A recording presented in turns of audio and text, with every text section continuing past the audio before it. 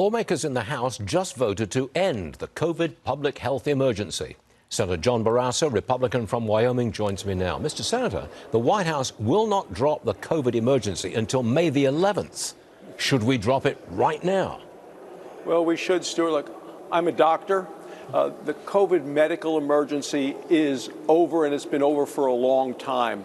This so-called emergency has nothing to do with COVID right now. It has to do all with government giveaways. If it were up to Joe Biden, the emergency would never end because they've been using this as a cash cow to continue to send out lots of money from the federal government unrelated to COVID. And the case in point, and what makes the point, is the statement from the White House yesterday. They said if we ended it today, what would happen? It would cause chaos and confusion, not related to the disease, not related to COVID, but related to the billions of dollars that states and others are expected to get from this. And Stuart, all of this money going out is one of the reasons that we're hitting the debt ceiling much earlier than expected, since this has only been raised a little over a year ago, and we're hitting the debt ceiling again because of all the money that's being spent. I've expressed the opinion that this is all about control rather than illness. And it's about buying votes with taxpayer money rather than the illness and the process itself. Am I going too far?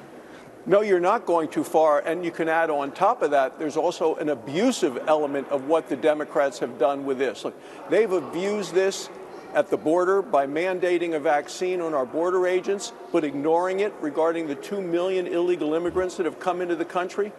They've ignored and abused this in terms of all the government workers still working from home when people all across the country, certainly in my home state of Wyoming, are back at work and have been for well over a year. Right. And Nancy Pelosi abused it by allowing her Democrat members of Congress to stay at home, get paid, vote from home.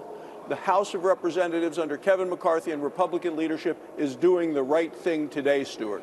ExxonMobil reported a record $55.7 billion profit last year. The White House calls that profit outrageous after Americans were forced to pay such high prices at the pump. There's the statement.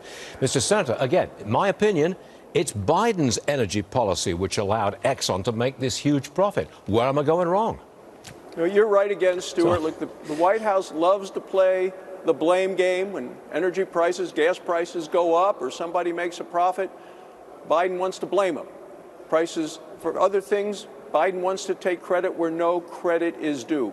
The American people know what they want: affordable, available, reliable energy, and Joe Biden is trying to repeal the laws of supply and demand. He ran for office guaranteeing that he would end oil and gas production, go after fossil fuels, no drilling, put up lots of roadblocks. We're producing a lot less energy now today in the United States because of these roadblocks, because of the policies of this administration.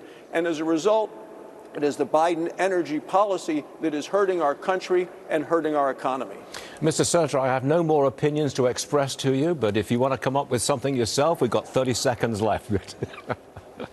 Well, I understand that the FBI is going into Joe Biden's one of his homes today. Yes. People smell a rat. He needs to come clean. I'll tell you, the Senate Intelligence Committee has been stonewalled by this administration. Yeah. The president has to tell the American people what's going on, explain himself, and the best place to do that is during the State of the Union address next Wednesday night to a national audience, because people all around the country see what is happening by the president and these documents strewn all around the country as something that is grossly incompetent, mismanagement, or could be a lot worse than that. Another opinion. Not a prayer that he'll mention it in the State of the Union. Mr. Senator, he owes it to the American people, Stuart. That's he really true. ought to. Yes, sir. Senator, always great. Thanks to see you. See you again. Thanks, Stuart.